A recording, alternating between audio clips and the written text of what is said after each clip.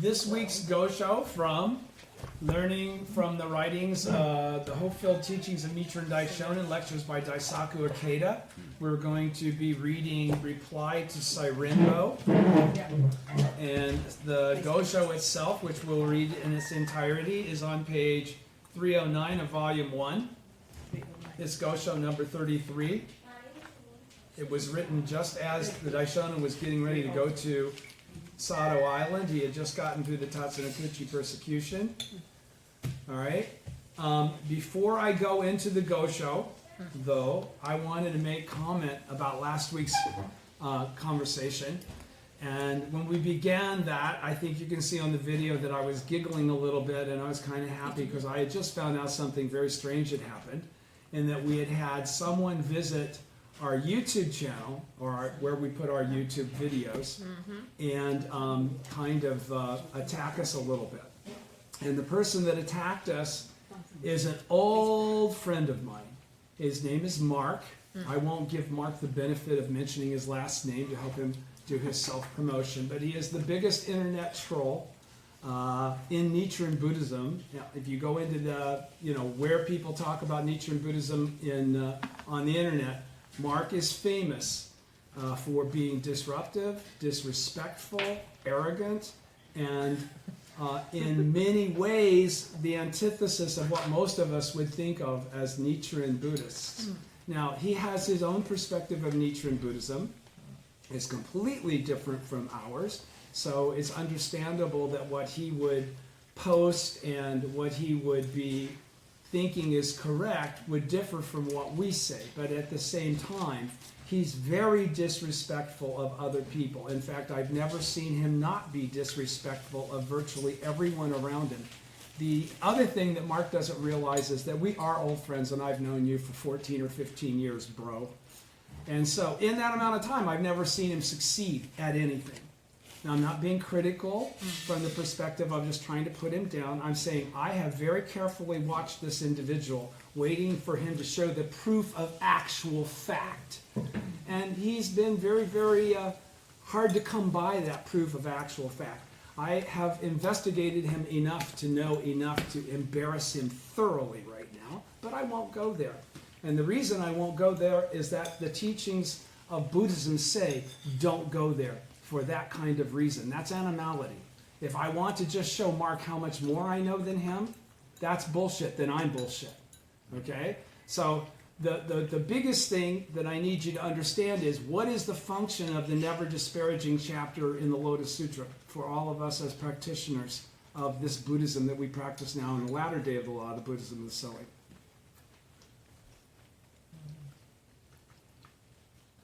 Respect everyone. Respect everyone, even those that disparage you, even those that would do you harm. They are all Buddhists. They are just not aware of it. Okay, and that's why never disparaging is constantly saying, I have profound reverence for you. I would never dare treat you with disparagement or arrogance. Why? Because you all practice the Bodhisattva way and will then be able to attain Buddhahood. So I have every confidence that Mark will attain Buddhahood. Okay? Even regardless of his slander, because those people that attacked never disparaging had the same thing. They ultimately followed never disparaging. In the lifetime of Shakyamuni Buddha, there was Devadatta, right? Who was Devadatta? Asita, his previous teacher. Like the form and the shadow, they never exist in any lifetime. Okay, so the people that oppose us in faith, we should never disrespect. We should have compassion for them. And when we see people reverting to the belittling of other human beings as a way to show their superiority, we automatically know that they are very, very shallow in their understanding of the teaching. So though they profess a profound understanding, their actions reveal a very shallow understanding. And I'll leave it at that. From the teaching, proof, practice, and proof, a Go Show on page 473. I only know this particular passage from memory and need to go immediately here because of my friend Mark, because I've already said this to my friend Mark now before. If you read this Go Show, it'll make what he ends the Go Show with more clear, but let me get on because we've got a lot to cover tonight. It says, when in public debate, Mark, Although the teachings that you advocate are perfectly consistent with the truth, you should never on that account be impolite or abusive or display a conceited attitude. Such conduct would be disgraceful. Order your thoughts, words, and actions carefully and be prudent when you meet others in debate. And that's not something Mark has learned yet because Mark doesn't have a mentor.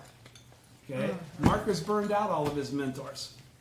Mark has rejected his mentors the minute they started giving him very strict guidance. That's why he's virtually by himself on the internet, going around, trying to leave his name, trying to draw a gathering. I've watched him. It doesn't work. For some reason, he's not been successful in anything he said he was going to accomplish in all the time I've known him. So, that's that for that. Now, we're going to be getting into the Gosho now tonight, reply to Sairen-bo. And in it, we're really going to be talking about who are correct teachers and who are incorrect teachers. The Daishonin is going to give that specific input. But in that process, he's also going to be encouraging Sairen-bo, and he's going to use a term, reincarnation, in the construct of this Gosho. And I want to make sure everybody understands. Do we as Nichiren Buddhists believe in reincarnation? No. No. There's a difference between reincarnation and what we believe in. We believe in transmigration. Now, reincarnation is a translative word for a Chinese or a Japanese word that's different than reincarnation. So quite often, transmigration is the concept that's being conveyed in the original text, but it's translated as reincarnation for the simplicity of a Western English language audience being able to understand the concept that they're talking about. Okay, so I now real quick want to just go into a reinforcement so that you understand this concept of transmigration, because it's real important, because we don't believe in reincarnation. Reincarnation would say that the temporary gathering, the 5 components, is always the same. Okay? And it never is. Okay, that's why we transmigrate rather than reincarnate. If we reincarnate, nothing would have changed. We would have just come out in a new, refreshed body, the same entity that we were prior to this life. Do you understand? That would be reincarnation, right? That's like the Dalai Lama. What they believe the Dalai Lama to be.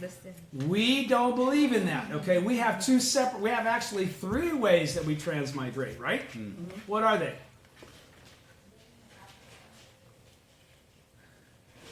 Okay, there's in total. Okay, transmigration in the 6 paths. I'm going to read all of these transmigration.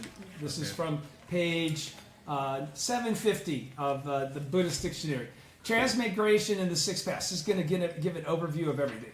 The cycle of birth and death that unenlightened beings undergo in the 6 paths of hell, hungry spirits, animals, asuras, human beings, and heavenly beings.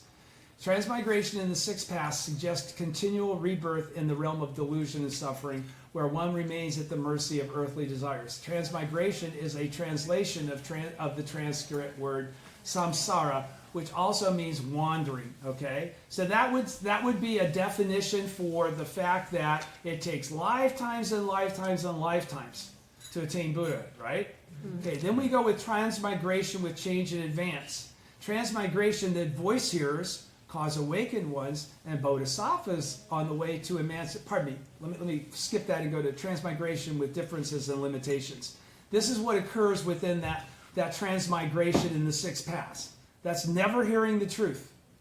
That's what that actually is. That's constantly living each lifetime in a realm of delusion, never having access even to the truth. Okay? Transmigration with differences and limitations. The transmigration of unenlightened beings among the 6 paths, the lower 6 of the 10 worlds, from hell to the world of heavenly beings. In this repeating cycle of rebirth among the 6 paths, living beings are said to be born with limited lifespans and in different forms according to their karma.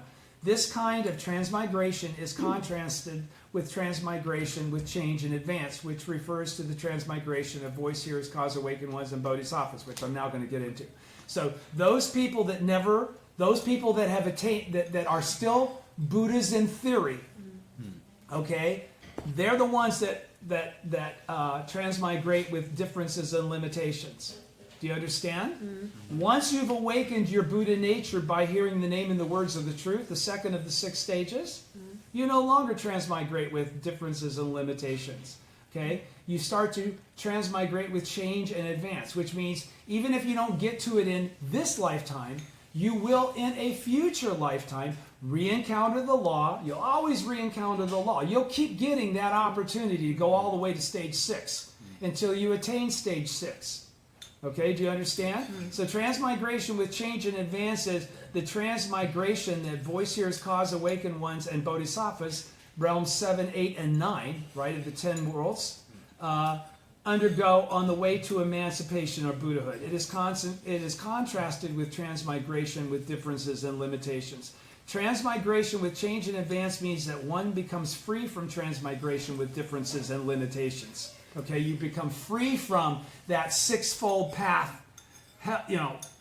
delusion. You've already heard the name and the words of the truth, right? That's the point. Transmigration with change and advance means that one becomes free from transmigration with differences and limitations, or transmigration in the realm of delusion. Okay? And advances to higher stages of practice till one attains emancipation. So do you understand? Does everybody understand what we believe in? We believe that those people that have not heard the name and the words of the truth, which is Nam Myoho Renge Kyo in the latter day of the law, transmigrate in this continuous realm of the 6 paths. Those that have even just heard Nam Myoho Renge Kyo transcend the realm of being Buddhas in theory and go on to become hearing the name and the words of the truth. They are Buddhas in actuality. Because they have become Buddhas in actuality, they can no longer revert back to transmigration with difference and limitations. They're automatically on the path of transmigration with change and advance. So that even if it's not in this lifetime, because they went Taitan, for whatever, a million people that chant Nam Myoho Renge Kyo. Mark chants Nam Myoho Renge Kyo sometimes. Okay? But the reality is that anyone that chants Nam Myoho Renge Kyo has heard the name and the words of the truth. Even if they don't make it all the way in a single lifetime to the 6th stage of Anuttara Samyak Sambodhi, which now is going to put you, notice that these first 6 and then second 3 only equals 9, right? You die in the 10th world, that's transmigration in the realm of Buddhahood. That means every single lifetime, forever and ever, you're always the Buddha. By the end of your life, you've attained Anuttara Samyak Sambodhi. Of course, you always have to encounter the law first. Of course, you'll have to go through all the functions of bodhisattvahood to lead others and to present yourself as the living example. But you will always attain Buddhahood based on always finding the correct teacher, the correct teaching, the correct object of devotion. Do you understand? So, when Nichiren mentions reincarnation, don't get hung up into the misunderstanding of reincarnation. That's a translation of an old text. It's really referring to transmigration in the realm of change and advance. Actually, transmigration in the realm of Buddhahood. Okay? So, let me start by reading Letter to Sairen-bo, the background, on page 313. It's not a long go-show. I will start now. Page 313. This letter was written to Sairen-bo Nichijo. Now, who do we know Sairen-bo to be? What's Sairen-bo's significance? Does anybody know? He was a former Tendai priest. Yeah, we know he's a former Tendai priest. And? Sairen-bo. He was a brainiac. He was a very deep, understanding person. He had the capacity to perceive and understand the depth of the teaching and the truth that Nichiren was conveying in his advent and propagation of the Buddhism and the Soing. So frankly, some of the heaviest, deepest goshos, especially the ones that pertain to technical issues of doctrine, go to Sairen-bo because he's the one that would understand that doctrinal issue. Now, issues of faith go to like Shijo Kingo and people like that, but Sairen-bo, man, if you want to read heavy, deep stuff that you probably won't understand on the first reading, that's going to take several readings and lots of daimoku to truly perceive with your life, letters to Sairen-bo in any form are cool to read. Okay, so this letter was written to Sairen-bo Nichijo in the fourth month of the 9th year of Brunei at Ichunasara on Sado Island. Sairen-bo, a former Tendai priest, was also living in exile on Sado. From the letters sent to him by Nichiren Daishonin, it appears that Sairen-bo was well versed in Buddhist teachings, doctrinally. The Daishonin, on receiving the government's pardon, left Sado and moved to Minobu. Somewhat later, Sairen-bo was also pardoned, whereupon he returned to his native Kyoto, which is the capital, right? That's where all the temples were. He received a number of important writings from the Daishonin, including The Heritage of the Ultimate Law of Life.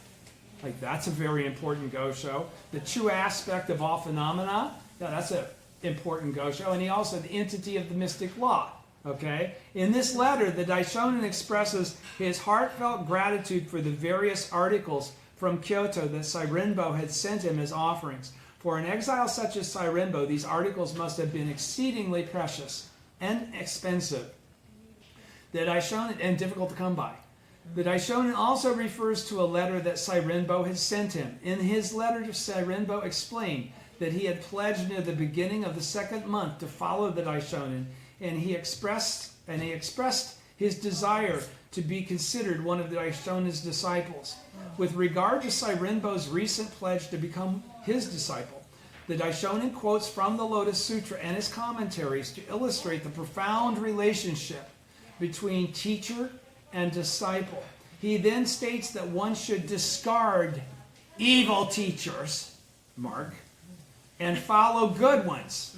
He reveals that he himself is the true and correct teacher for the latter day of the law, and declares that Sairen-bo was born in order to aid him in his efforts, thereby encouraging his disciple to exert himself in Buddhist practice.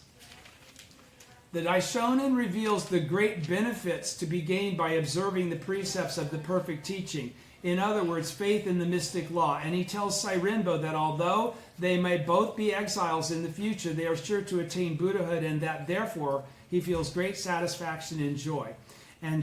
In conclusion, the Daishonin encourages Sairen-bo by suggesting that they are both likely to be pardoned soon, which we know they actually were.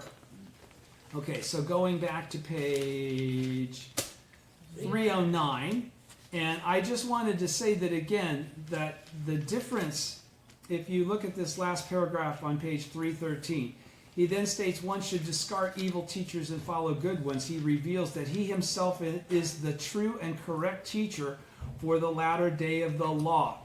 Okay? And that's called the Buddhism of the sowing that he's talking about and referring to, not the Buddhism of the harvest of Shakyamuni. And he says, starting on page 309, reply to Sairen-bo. Take great care when you come to see me after dark. I will explain to you in detail the teachings regarding the benefits to be gained by one ordained to the highest stage of Buddhist practice. I have carefully noted the contents of your letter. I have also received safely the various articles that came from the capital, Kyoto. When I was living in Kamakura, such articles were a daily sight. But since having been exiled to this island, I have yet to encounter them. To come upon articles such as these on this tiny faraway island is truly most welcome. In your letter, you mentioned that you became a disciple of mine and pledged to follow me at the beginning of the second month, and that from now on, though you may not measure up to others, you would be most pleased and honored if I would continue to count you among my disciples. The sutra says, those persons who had heard the law dwelled here and there in various Buddha lands, constantly reborn in company with their teachers. Now again, what's the significance of that to me, to you, I would hope, by now? That quote you've heard before. This is the first Gosho he's ever mentioned this quote. What is the significance of this quote from the Lotus Sutra? The sutra says, this is from the Lotus Sutra, those persons who had heard the law. Now what does that mean? They've heard the name and the words of the truth. They're no longer Buddhists in theory, right? Right. All right, so they're on the path. They're no longer transmigrating with differences and limitations. Do you understand? They're transmigrating with change in advance. They might even have been manifest as Buddhas, reborn in the Sahe world as bodhisattvas of the earth, in order to transmit the teaching of the Buddhism of sowing. Mm-hmm. So the sutra says, those persons, plural, right? So many, or there are more than one, that have heard the law, right?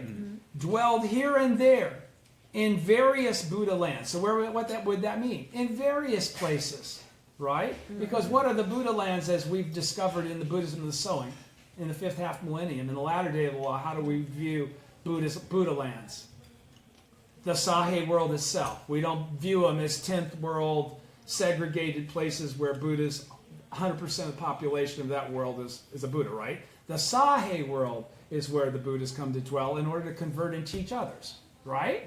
Okay, so he's saying those persons who had heard the law dwelled here and there in various Buddha lands, constantly reborn in company with their teachers. So what's that talking about?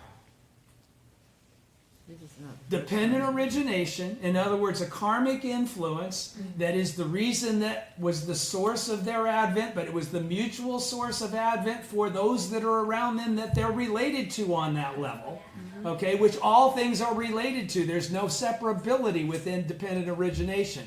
It's just, who are you dependent upon? But you're actually connected to the whole sphere of everything, right? So he's saying basically that their teachers. Is the Buddha the teacher? Yeah. Yes, but how many? But is there only one Buddha? Can't be. If the Buddha is the teacher, but they're born with their teachers, plural, Shakyamuni can't be the only Buddha. Read what it says. Those persons who had heard the law, those persons that had entered at least stage 2, dwelled here and there in various places, constantly reborn in the company with their teachers, Buddhas that are also awakened. All right, and it's not just Shakyamuni. It's not just the Buddha. Right.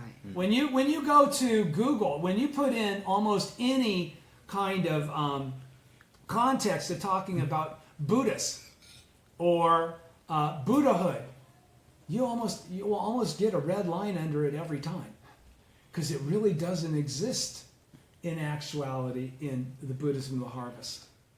Buddha's plural is a function of, like, they're not on earth in any of his teachings. There are no Buddhas that come to earth other than in the Lotus Sutra. None of the other sutras contain. They're Buddhists talking. He's telling stories about Buddhists. They're not there. Mahavajracana doesn't appear on earth. Amida doesn't ever appear on earth. Do you understand? Yes. All these other Buddhas are talked about. They're not revealed in truth. That's the significance. They're metaphorical. He says, it also says, if one stays close to the teachers of the law, what would that say then? There's more than one. There are teachers of the law, bodhisattvas of the earth. If one stays close to the bodhisattvas of the earth, one will speedily gain the bodhisattva way. You'll begin to practice the correct teaching with the correct object of devotion, with a correct teacher, right? By following and learning from these teachers, plural, one will see Buddhas as numerous as Ganges sands. Why? How? Because they're going to make you so enlightened that you're going to be able to see into a fifth dimension where all these Buddhas exist that are more numerous than the Ganges sands. Where are the Buddhas that are more numerous than the Ganges sands? In the Sahe world, the living beings in the Sahe world. When you become a Buddha, you understand that everybody else is a Buddha. You follow those bodhisattvas, you attain enlightenment, you understand the truth, you understand that everybody is the Buddha. Suddenly, thanks to those bodhisattvas that taught me the correct teaching, I now perceive with my life the truth that all living beings are Buddhas exactly as they are. And require that respect.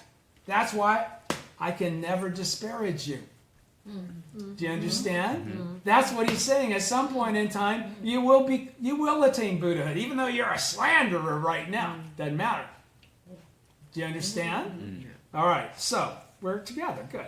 A commentary states, originally one followed this Buddha and for the first time conceived the desire to seek the way. And by following this Buddha again, one will reach the stage where there is no retrogression. Another commentary, and what's no retrogression? Having reached change with change in advance, right? All right, so another commentary states, in the beginning, one followed this Buddha or Bodhisattva and formed a bond with him. And so it will be through this Buddha or Bodhisattva that one will attain one's goal. So what does that say? This process of dependent origination precedes your advent in this Sahe world.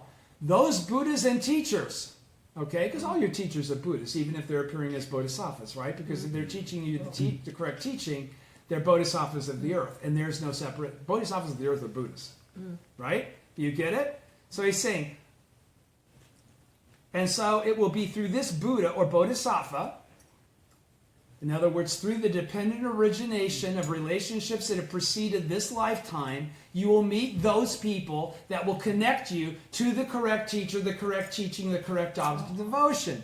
Those are their teachers of the law that they meet in various lands. Or heard the law, dwelled here and there in various lands with their constantly reborn in the company of their teachers. That's what this is all tied together. Do you understand? Everybody's with me, right? Yeah. When I consider these passages of the sutras and commentaries, I wonder if you and I have not been pledged to each other as teacher and disciple from countless kalpas in the past. You and I have been born together in this defiled age of the latter day of the law, in the country of Japan, in the southern continent of Jampadvipa, and with the utmost reverence, we chant with our mouths, Nam Myoho Renge Kyo, which means we're both bodhisattvas of the earth. The ultimate reason for which the Buddha appears in the world, Nam Myoho Renge Kyo, right? Buddhas, plural. Not Buddha, Shakyamuni. Buddhas, plural. Do you understand? The bodhisattvas of the earth appear in the world for the purpose of the propagation of Nam Myoho Renge Kyo, is what that just said. For the purpose of the propagation of the Buddhism of the sowing, not the Buddhism of the harvest. We believe in it in our hearts, embrace it with our bodies, which means through our own actions, and delight in it with our hands. Has all of this not come about solely because of some bond of karma we share from the past? He's asking a very simplistic question. Of course it is. That's the dependent origination I'm speaking of. When I look at the situation in Japan, I find that the devil king of the sixth heaven has entered into the bodies of wise persons, transforming correct teachers into erroneous teachers, and good teachers into bad teachers. Mark, because I don't think you're a bad person. By the way, Mark is a doctor. Okay, so he's not an unintelligent person. He's a very intelligent person. He's a capable person. But he's turned into, because he had bad teachers, he's turned into a bad teacher. All right? Top of page 310. This is what the sutra means when it says evil demons will take possession of others. Isn't it strange that this Gosho came up right after that posting? I don't think so. I think there's a reason for it. Although I, Nichiren, am not a man of wisdom. So here the wisest man in all of Japan is in a very self-deprecating way claiming not to be the wisest man in all of Japan. Teachers that's a good teacher. Bad teachers always claim to know more than everybody else. Okay? He says, although I, Nichiren, am not a man of wisdom, the devil king of the sixth heaven has tempted to take possession of my, Although I, Nichiren, am not a man of wisdom, the devil king of the sixth heaven has attempted to take possession of my body. But I, for some time, have been taking such great care that he now no longer comes near me. Therefore, because the power of the heavenly devil is ineffectual against me, he instead possesses the ruler and his high officials or foolish priests such as Ryokan and causes them to hate me. Now, he mentions Ryokan here. The person that I would most liken my friend Mark to is Ryokan. You asked last week, why didn't anything bad happen to those guys? Why don't they get it, you know? All right, so let's talk about Ryokan. Is there anybody worse in the life story of Nichiren other than maybe Heino Seimin? he's right up there too. But Ryokan's like one of his chief antagonists, period. Okay? And what is Ryokan's deal? He's a pompous ass, pardon me, never disparage. He's very pious, okay? He's a precepts, true words priest, okay? Which has now taken all the gobbledygook of the true word, all the hand size and the special little words, phrases, right? And now on top of that, he's added the precepts, the 500 good and the 300 whatever, right? So now he's all about, I am so pure. I am so different. I am so respect-worthy. I'm on a level and a plane way above all of you. Okay? And yet he conspired to have Nichiren Daishonin murdered. What kind of a Buddha, what kind of a religious person conspires to have people murdered? Okay? So, now, the thing about Ryokan, you say, why doesn't bad things happen to Ryokan? How old was Ryokan compared to Nichiren? Were they the same age? Ryokan was older. Ryokan was 5 years older than Nichiren. Nichiren died in what, 1282? When did Ryokan die? 1303. He outlived him by 21 years. This evil person outlived Nichiren Daishonin by 21 years. So when you ask that question, why doesn't bad shit happen to them? Because Buddhism says that if they're truly evil, it won't happen to them in this lifetime. Okay? It will happen to them in their next lifetime, where the manner in which they manifest as that temporary gathering of the 5 components will reflect that slander. There's no way to take this temporary gathering of the 5 components, okay, and the slander that they create through their actions in this lifetime, and have it necessarily reflect in severity to that which it will in terms of karmic retribution. But in their next lifetime, see, that's the whole thing. Death is the great equalizer. No matter how much it seems like you got away with while you were alive, we always go like, that sucker, he lied to people, he stole from people, whatever, he never seemed to get, any punishment for it. You don't have to worry about that. We don't ever have to worry about the people that attack us or slander us, whether anything bad's going to happen to them. We don't want it to. We're Buddhas. We don't seek suffering or, revenge. Okay? When we're dwelling in the 9th world and the 10th isn't manifest, we may think about it. But if the 10th is manifest from sincere daimoku, we actually take on an aspect of compassion, and that is the truth. Our enemies actually become our friends, because when I say Mark is my friend, I mean it. You have no idea how much I know because of him. Because of what he forced me to go through in order to disprove what he thought he knew to the people he was trying to influence. So he is my good friend, just like Asita was Devadatta in a previous lifetime. What does Shakyamuni say? He's my good friend.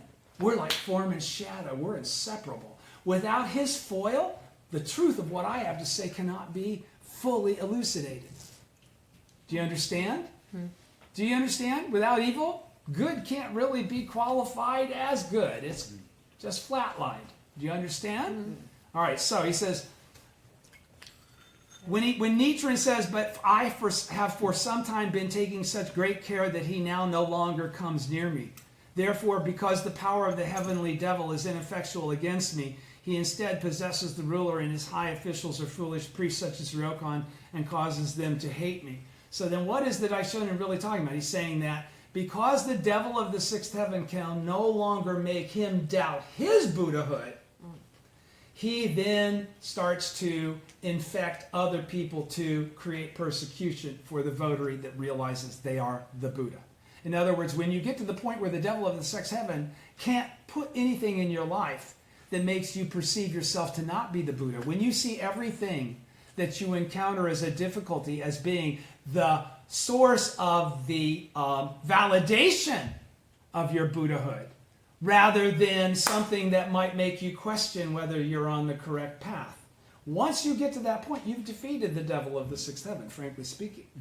He can't make you think that you're not the Buddha anymore, because your faith tells you that you always are, no matter what you're experiencing, no matter what you're going through. And once you attain actual Ichiren Sensei, that don't work anymore. Devil in the sixth heaven doesn't work anymore. Now, can he cause all kinds of shit? He's not an entity. Can that influence cause all kinds of shit in your life? Yes. Okay? But not in the same manner as those people that have not quite awakened to their true identity. That's why we always seek the awakening to our true identity as the first objective. It's the most important one. That's stage 6. That's irreversible. That's eternal. Okay? That's the most important thing you can do. All right? So it says, be that as it may, one should understand that at present, when it comes to teachers, there is a difference between correct teachers and erroneous teachers, between good teachers and bad teachers. So you should understand, there are good teachers out there, there are bad teachers out there. It's your responsibility to be able to discern that difference rather than to be swept away just by their words, which means you have to study the words of Nietzsche in order to discern what he's talking about, what is the thing that discerns bad and good teachers. Do you understand? If you don't understand the Buddhism of sowing, you can't make this discernment. All right? One should shun those who are erroneous or evil. Period. And associate with those who are correct and good. Even if their virtue is known throughout the country and their wisdom is as bright as the sun and the moon, one should recognize that teachers who slander the Lotus Sutra are evil teachers and erroneous teachers, and anyone that denies that Buddhahood is available to all people in their present form is a slanderer of the Lotus Sutra. All right? And an evil teacher. And refrain from approaching them. Blow them off. Run. Don't worry about trying to argue and convert them. That isn't their function. That's not your function. I'm not here to try and change Mark.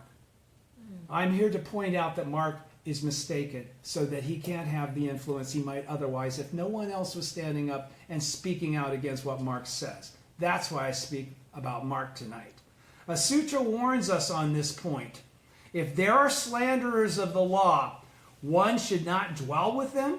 If one draws near them and dwells with them, one will be bound for the Avicii hell. They will affect you. Okay? You understand? Slanderers of the law. He's being explicit there. Now, no matter how honest and upright you may be, or how you may strive to be known as a worthy person in the secular or the religious world. Listen to what he's saying here. This is really serious shit. He's saying it to Sairen-bo. He's saying it to somebody. I can just drop down to the depth here. You will understand what I'm talking about. No matter how honest and upright you may be, or how you may strive to be known as a worthy person in the secular or the religious world, if you associate with evil persons, then as a natural result, you will find that in 1 or 2 or 3 instances out of 10, you are following their teachings. And in the end, you too will become an evil person. They will infect you.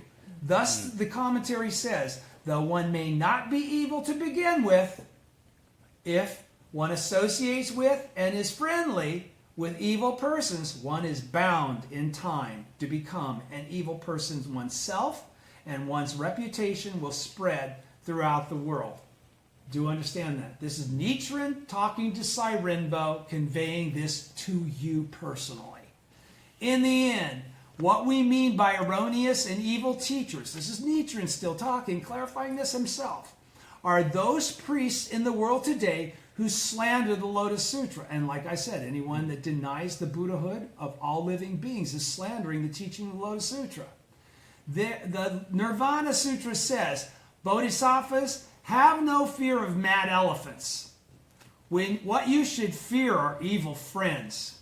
Even if you are killed by a mad elephant, you will not fall into the 3 evil paths. But if you are killed by an evil friend, you are certain to fall into them. The Lotus Sutra says, in that evil age there will be monks with perverse wisdom and hearts that are fawning and crooked. Where does that come from? 20-verse line from the Encouraging Devotion chapter, right? They will say, surely you are all Buddhists, mockingly. When in fact we are. All right? They'll try to say that we aren't, or that we're idiots for thinking that we are. We are mistaken and deluded to think that we are. When the truth of the teaching of the Buddhism of sowing is that you are without changing anything. Chant Nam Myoho Renge Kyo. That's all that's necessary. As I have pointed out so many times in the past, when teachers such as Shan Wu Wei, Ching Kan Chi, Bodhidharma, that's Zen, Hui Kuo, Shantou, Honen, Kobo of Toji, Chisho of Onjoji, Jikaku of Mount Hei, Ryokan of Kanto, read these golden words, honestly discarding expedient means. I will preach only this unsurpassed way. They take them to mean these incorrect, bad teachers he's qualifying. And you recognize those names. Honen, Kobo, Jikaku, Chisho. These are all the enemies of the Lotus Sutra who brought about teachings that countermanded the truth that was in the Lotus Sutra. He says, to them they take them to mean honestly discarding the true teachings. I will preach only the expedient teachings. Do you understand? Do you? Because the Lotus Sutra says that the whole key is that honestly discarding expedient means not even accepting a verse or phrase of those expedient means, of those previous teachings. When they read the passage that says, among the sutras, the Lotus Sutra holds the highest place, they take it to mean among the sutras, it holds the lowest place. And when they read, among those sutras, the lotus is the foremost, they take it to mean the lotus rank holds the second place or holds the third place. That is why I describe these various priests as misleading and evil teachers. Those that I call correct and good teachers are persons who take Shakyamuni Buddha's golden words to mean just what they say, namely that the other sutras represent expedient means and the Lotus Sutra represents the truth. In this connection, you should consult the Entering the Dharma Realm chapter, the 27th volume of the Flower Garland Sutra.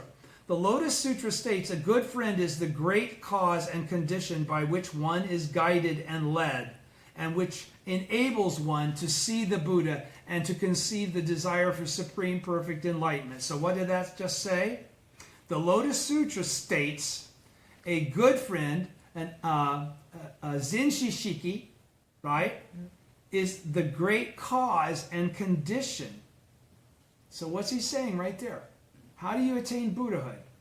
You attain Buddhahood by manifesting the desire to attain Buddhahood. You've got to desire it first. You've got to decide, I want to go on the path before you can attain it. It's not just a little thing you get at 7-Eleven for a price, right? For money or for some simple act. It's you changing limitations to, or pardon me, from whatever. You know what I'm saying? You go into the second transmigration phase. He's saying then that a good friend is the great cause and condition by which one is guided and led. In other words, without the dependent origination reality of mentor and disciple and your teachers that you're born in the various Buddha lands with.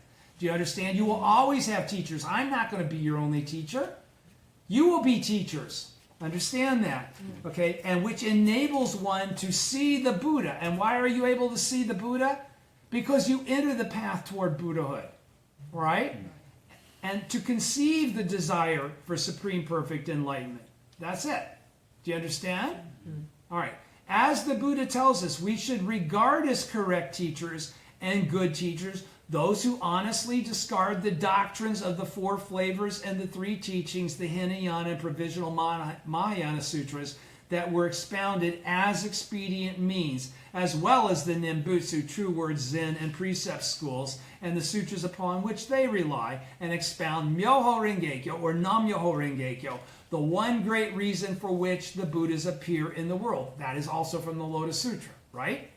He says, as for myself, I, Nichiren, having been born in Japan in the first 500 years of the latter day of the law, have encountered the three powerful enemies and met with various types of calamity and trouble, just as the thus come one predicted would happen. But without any thought for my life, my person, or my life, I chant Nam-myoho Renge-kyo. I ask you to consider with the utmost care whether I deserve to be called a correct teacher or an erroneous teacher. Okay? And as we read all these lectures from President Ikeda, I would ask you to say the same. view me the same way. Anybody that views what I say, view it on the basis of what I say, not what you might think about me personally. Each of the proponents of the various schools I have mentioned above declares that he, beyond all others, has grasped the meaning of and is practicing the Lotus Sutra. But none of them have been exiled to the province of Izu as I was in the Kyoto era, or exiled to the island of Sato as I was in the Brunei era, or been led to the place of decapitation at Tatsunokuchi, or faced the countless other difficulties that I have. If the sutra passages that predict such difficulties are true, then you should realize that I am the correct teacher, the good teacher, and that the scholars of the other schools are all erroneous teachers and evil teachers. He said all, right? Are all erroneous teachers and evil teachers. In addition to these, there are a great many other passages in the sutras and treatises that make clear the distinction between the two types of teachers, the good and the bad. But I am sure you are already familiar with them, so I will not go into them here. How wondrous that in your letter you say that from now on you will reject the erroneous teachers of our time and will rely entirely upon me as the correct teacher. When the thus come one Shakyamuni, our original teacher, appeared in the world in order to expound the Lotus Sutra, the Buddhas and Bodhisattvas of the other worlds, like shadows and echoes, came forth and assisted him in his efforts to spread the teachings. Now it seems that they have appeared here in Japan as envoys of Shakyamuni, many treasures, and the Buddhas of the 10 directions to help me in my efforts to spread the teachings. Now, when he's writing this, though, he's writing this in 13th century Japan.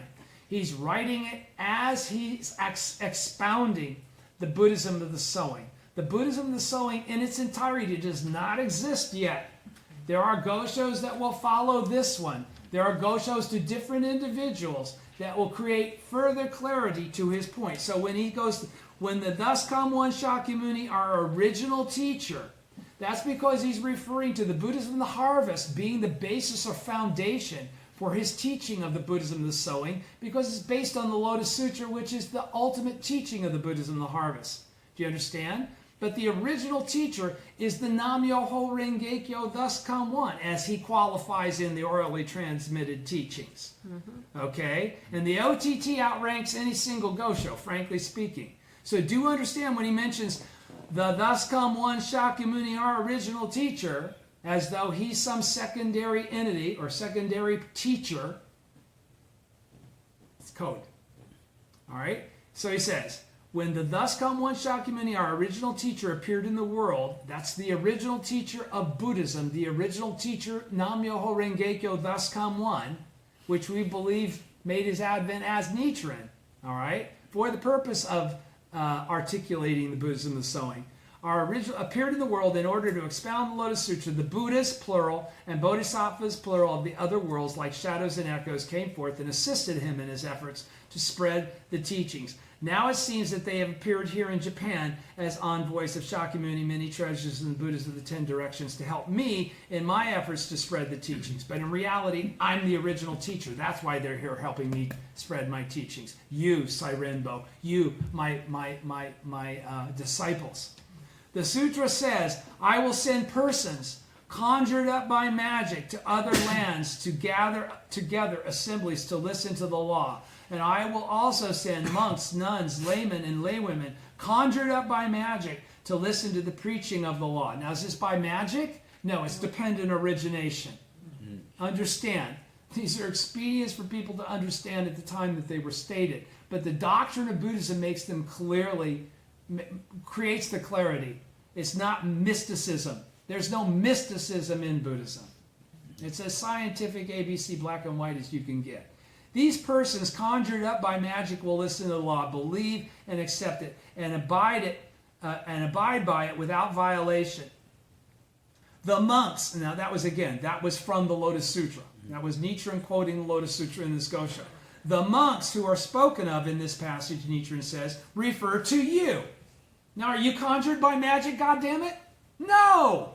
So, what this magic stuff here in the previous sentences, you understand I'm saying? What my point was. The monks who are spoken of in this passage refer to you. He's not just talking to Sairen-bo. Sairen-bo is an individual. He said monks, plural, right? So he's talking about those who uphold the sutra after the 5th 500-year period. Those who are the disciples of the Nam-myoho Renge-kyo, thus come one. Those who are the bodhisattvas of the earth. Buddhas born as bodhisattvas for the sake of the redemption of making everybody equal to themselves. Therefore, when the sutra speaks of persons who listen to the law, believe and accept it, and abide by it without a violation, you need look no further than yourself. You need look no further than the bodhisattva of the earth practitioner that each of you are in the latter day, chanting Nam-myoho Renge-kyo and upholding my teaching as the correct teacher and considering the other teachings to be erroneous and slanderous. Do you understand? That's what he's laying down here in clear black and white. Although the sutra speaks of those who, having heard the law, dwelled here and there in various Buddha lands, constantly reborn in company with their teachers, there are persons like the 3 groups of voice hearers who, after receiving the seeds of Buddhahood, reject the Mahayana, select the Hinayana, and sink into the 5 paths or the 6 paths for a succession of rebirths. But when the time to achieve Buddhahood arrives, they are able to obtain emancipation because they've already awakened the Buddha nature in their life. That's what happened with never disparaging. I will never disparage you. They all went into the hell, but because they had all poison drum relationship with the Lotus Sutra by slandering the teacher, they all made it out, found him again as their teacher, and all attained Buddhahood just as he had. Do you remember that about Bodhisattva never disparaging and the story in that chapter? Reread it if you don't. Where am I? In any case. I'm on the last paragraph, right? I'll reread it from the beginning. Okay. Although the sutra speaks of those who having heard the law, dwelled here and there in various Buddha lands, constantly reborn in the company with their teachers, there are persons like the 3 groups of voice hearers who, after receiving the seeds of Buddhahood, reject the Mahayana, select the Hinayana, and sink into the 5 paths or the 6 paths for a succession of rebirths. But when the time to achieve Buddhahood arrives, they are able to obtain emancipation one after another because of their relationship with the Lotus Sutra. How gratifying to think that you have now cast aside the erroneous doctrines and erroneous teachers of the Nimbutsu, True Word, and other schools and become a disciple of Nichiren. In any case, like me, you should condemn the slander of the law committed by the followers of the other schools and cause them to reject the erroneous and embrace the correct. Okay? And that's where he's stepping over the line from never disparaging. Because never disparaging would just constantly say, it's okay for you to do all that and be bad people. I won't say anything bad about you, and let them beat the shit out of him, and he'd split. He would never correct them. Remember that. He's now saying, now you must stand up. That's a little bit different than Bodhisattva never disparaging. All right? Then, when you arrive in the land of the eternally tranquil light, where the 3 kinds of Buddhas are seated and appear before the Buddha Shakyamuni and many treasures, will ask, were Nichiren and I bound by a promise to be teacher and disciple from the beginningless past, or were we not? Was I sent as an envoy of Shakyamuni Buddha to assist him in his efforts to spread the teachings? And when the Buddha's reply, plural, just so, then you too will understand in your own mind why these things happened. Okay? Because Sairen-bo obviously has not achieved actual Ichinen Sanzen. Frankly speaking, he still understands it theoretically. He doesn't perceive himself to already be the Buddha. That's what Nichiren's trying to get through here. He's trying. You can't really quite say it, but you are the one that they're talking about. Therefore, you must by all means be diligent. You must be diligent. So what does that mean? He says it twice for emphasis. Therefore, you must be diligent. Therefore, you must not relax. Therefore, you must take this path on as a mission, as something you attack with a daily effort, that you constantly refresh morning and evening, that you never, assume to just be there as a freebie. You bought it with effort. You bought it with cause. It was not given to you. You created it, though. No one else created it for you. All right? It's your original state. As a matter of course, I began giving you instruction in the important doctrines around the 2nd month. And as a result, on the 8th day of the 4th month, after midnight in the hour of the tiger, I performed for you the ceremony for the ordination in the precept of the perfect teaching of the mystic law.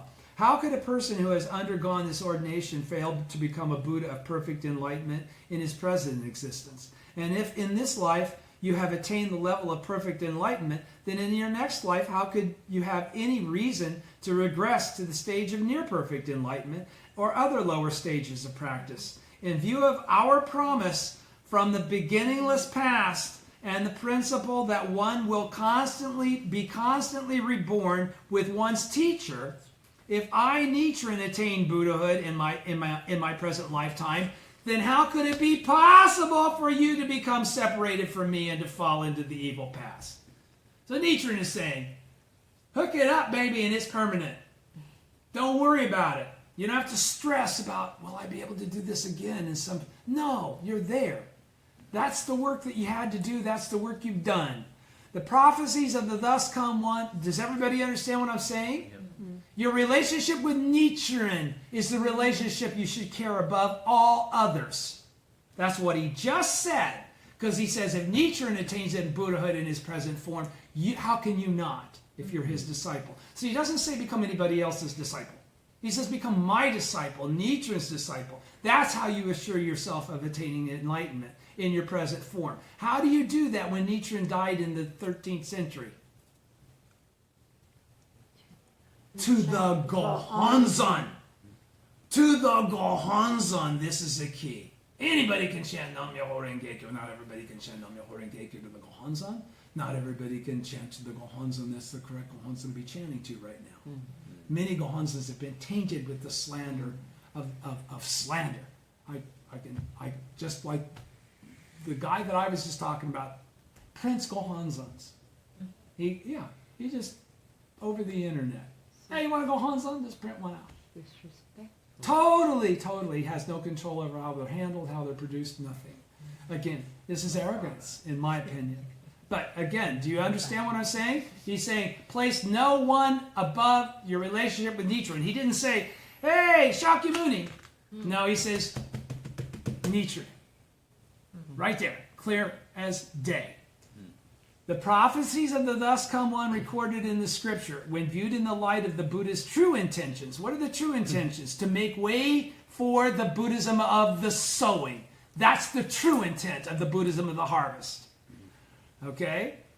When viewed in light of the Buddha's true intentions, never contain the slightest falsehood with regard to either secular or religious matters. Because with Nam-myoho Renge-kyo, everything makes sense.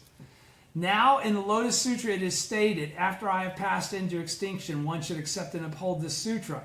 Such a person assuredly and without doubt will attain the Buddha way. It also says, this way one will quickly attain the unsurpassed Buddha way. If these passages of prophecy should be meaningless, and if the prediction that we will attain Buddhahood should be a lie, then the tongues of all the Buddhas will break apart, the tower of many treasures Buddha will crumble and fall, and the place upon which the two Buddhas, Shakyamuni and many treasures, are seated side by side will be changed into a bed of burning iron in the hell of incessant suffering, and the three lands of transition, actual reward, and eternally tranquil light will be transformed into the three evil paths of hell, hungry spirits and animals. But how could such a thing ever be possible? Do you understand? Does everybody understand what he was just saying there? He's saying, if what I'm saying is untrue, then all these other things would also have to be untrue. How could that be? We all know that's so illogical. He says, so he says, how reassuring, since it's so stupid to even think that any of that could be true.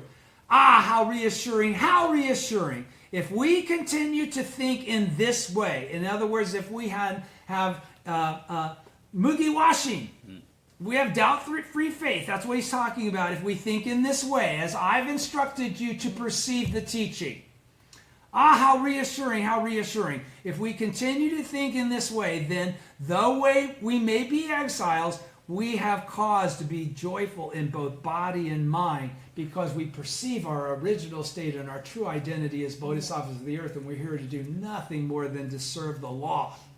So day and night I ponder the important doctrines, and hour by hour, moment by moment, I savor the principle that allows us to attain Buddhahood, actual Ichinen Sanzen.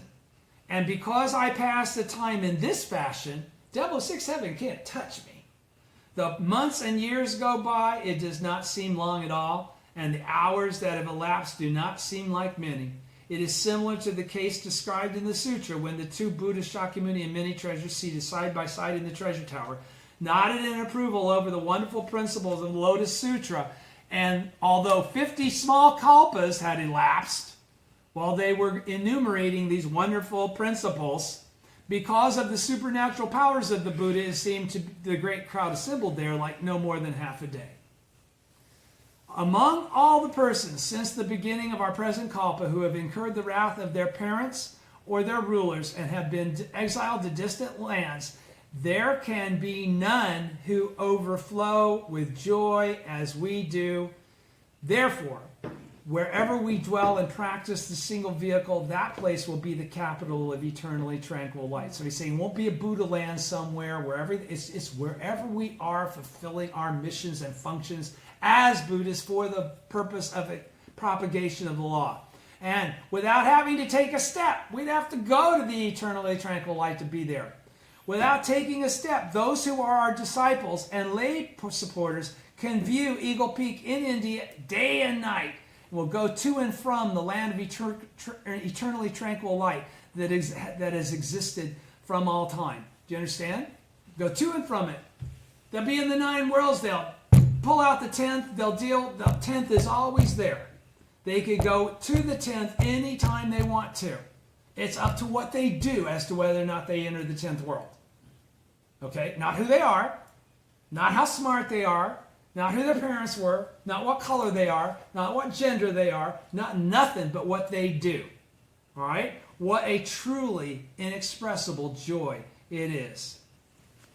So delightful is the thought that I will now make a promise to you. If you should be released quickly from exile and return to the capital, although the Lord of Kamakura may continue to refuse pardon to Nichiren, I will call upon the heavenly deities, and when I have returned to Kamakura, I will write to you in Kyoto. If I should be pardoned first and return to Kamakura, I will call upon the heavenly gods to make certain you are able to return home to the capital. With my deep respect, Nichiren. And I'll stop there and then read President Ikeda's lecture next week. Okay. Thank you very much. Thank Thank you, Mark. Thank you.